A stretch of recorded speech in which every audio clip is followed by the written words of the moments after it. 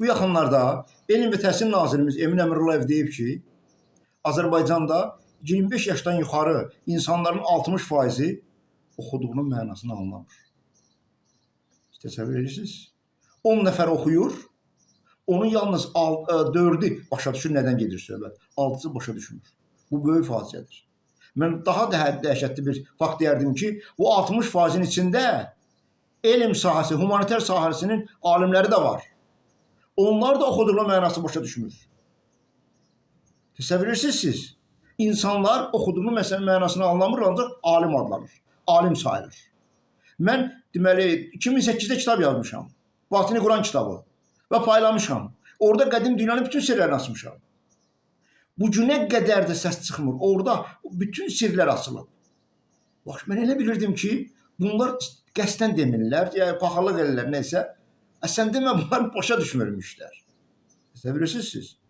Deməli, bu yaxınlarda bir dinşünas var, məşhur dinşünas da deməli, həmişə gündəmdədir. Onun sosial şəbəkədə mübahisəm düşdü. Deməli, Quranda bir ayə var, Əş-Şüara surəsində 193-195-ci ayələri. Orada deyir ki, Qur'anı Ruhul Əmin nazil etdi. Onunla sənin qəlbinə indi ki, xəbərdar edənlərdən olasan. O açıq aydın ərəb dilində nazil edilmişdir. Burada göstərilir ki, ərəb dilində Quran nazil edilmişdir və onu Ruhul Əmin nazil etmişdir. Mən bu insana başa sala bilmədim ki, burada ərəb dili danışıq dili deyil. Burada qeyd olunur ki, Ruhul Əmin, yəni əminin ruhu insanın ürəyinə indirir. Ürəyinə indirilən vəhdir, vəh. Bu danışıq dili deyil. Ərəb dili vəhd mənasındadır burada. Yəni bu danışıq dili mənasında deyil. Mən 4 dəfə bu insana yazdım. 4 dəfədən sonra axır danışmadı. Başa düşdü ki, nəsə düz demir. Anlamır. Söhbət ondan getmir. Söhbət ondan gedir ki, tanınmış adam sayılır.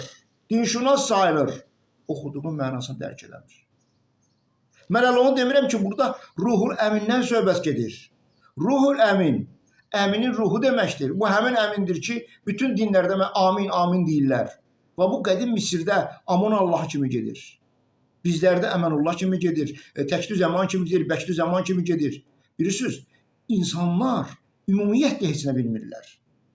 Ruhul Əmin açıq yazılır. Enən Ruhul Əmindir. Və burada xüsusilə qeyd olunur ki, Ruhul Əmin özü enir. Ruh özü enir insanın bədəninə. Burada təbii ki, söhbət axirətdə gələn insandan gedir.